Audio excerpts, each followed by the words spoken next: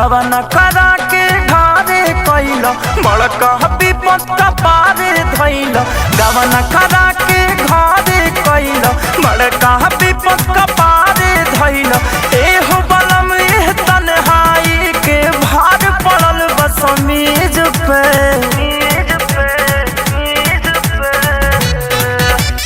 बर्फ के पानी रगड़त बानी बर्फ के पानी रगड़त बानी राजा हो अपना चीज पे बर्फ के पानी रगड़त बानी राजा हो अपना चीज पे।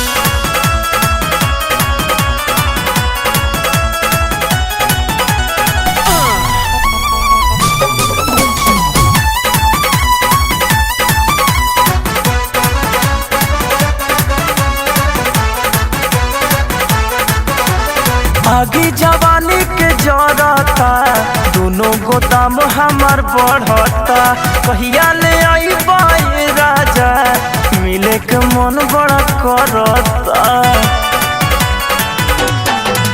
आगे जवानी के जरता दोनों गोदाम हमार बढ़ता कहिया ले आई बाई राजा मिले के मन बड़ा करता।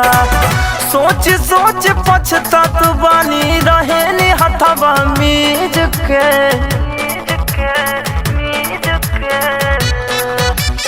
बर्फ के पानी रगड़त बानी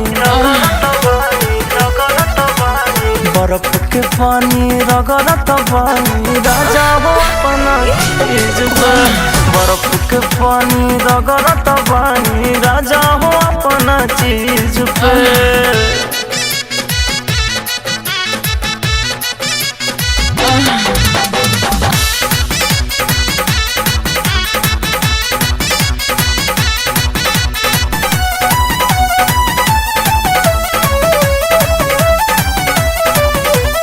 भैले सोनू तो पाती हो करिहे उ बड़हन घाती हो भेके कपड़वा पानी से कहिया ले हो पर सटी हो।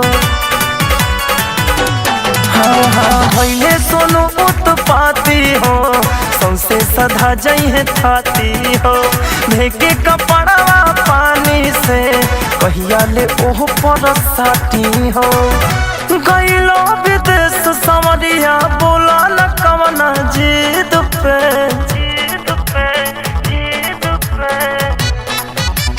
बर्फ के पानी रगड़त बानी बर्फ के पानी रगड़त बानी राजा हो अपना चीज पे बर्फ के पानी रगड़त बानी राजा हो अपना चीज पे बर्फ के पानी रगड़त बानी राजा हो।